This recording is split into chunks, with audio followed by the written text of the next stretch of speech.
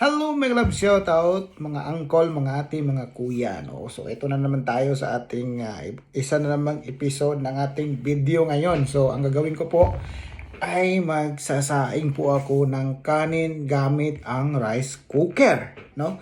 So ito po ang gagawin ko. Panoorin nyo dahil alam po natin ngayon sa mga kabataan natin ay lulong sa mga gadget. Hindi na po nila alam ang kanilang yung mga ibang gawain sa bahay, no. So ako po mismo tinuturo ko to sa aking mga anak. So dahil po doon alam nila, so sila na po ang tagasaing ng kanin, which is ngayon ako ang gagawa para makita niyo yung paraan. Very easy po ito at perfect po yung kanin, no.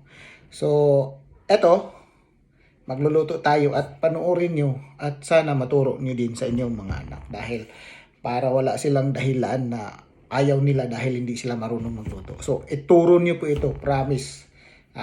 Masarap ang kanin kapag ito ang ginagawa ninyo. So, ito na po, puntahan na natin yung video ko na nagluluto ng kanin. So, bye-bye!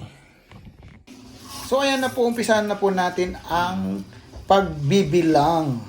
Isa,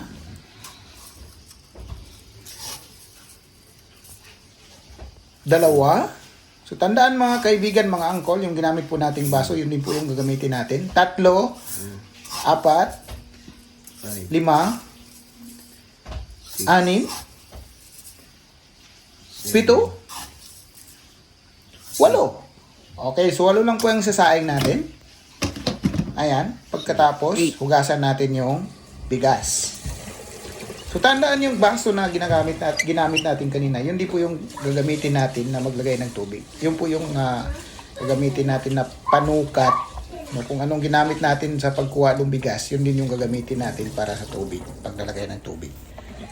Ayan, unang beses na paghuhugas, 2 beses. So kailangan 2 beses lang para hindi naman masyadong sa tubig. Di ba?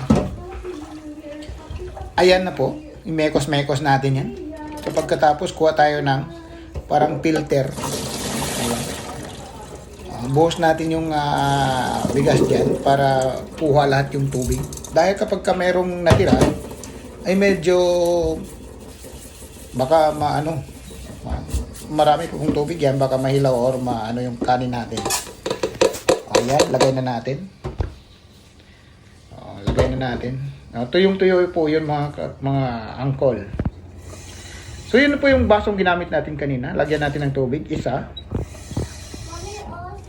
Dalawa. Tatlo. Apat. Lima. Anim. Pito. Walo. Ayan, so 8 baso yung bigas. So ibig sabihin 8 baso din yung tubig. So yun po yung gawin nyo mga kaibigan, mga uncle, mga kuya. So pagkatapos, ayan, kailangan natin punasan yung puwet ng rice cooker. Remember mga kaibigan, mas magandang gawin po ito sa kaldero. Mas maganda sa kaldero yung linuluto sa apoy. Pwede nyo gawin yan. Kung ilang baso yung bigas, yun din yung tubig. I-on na natin. Ayun po, balik na natin sa loob para hindi masyadong masikip dyan. Okay. So pagkatapos niyan ay maghihiwa tayo ng kamatis para gagamitin natin mamaya pang ulam. No? So turo niyo po sa inyong mga anak, very, di ba? Very, hindi mahirap.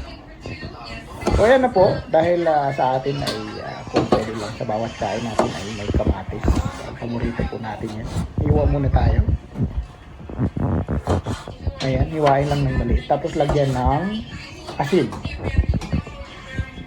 So sigurado kapag tinuro niyo sa inyong mga anak yan na mga ate, mga kuya, mga angkol ay hindi po sila hindi dahil alam po nila yung paraan na.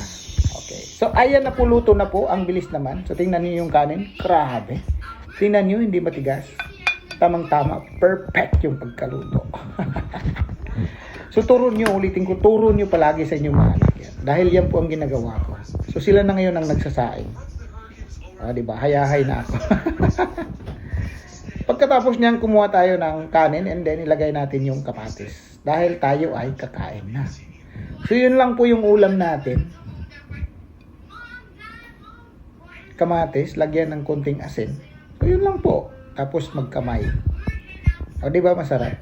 So maraming salamat sa lahat po ng nanonood, sa lahat at sa mga hindi pa po nakapalo, follow na po sa page natin para maka-notify kayo kapag meron tayong bagong upload. Thank you.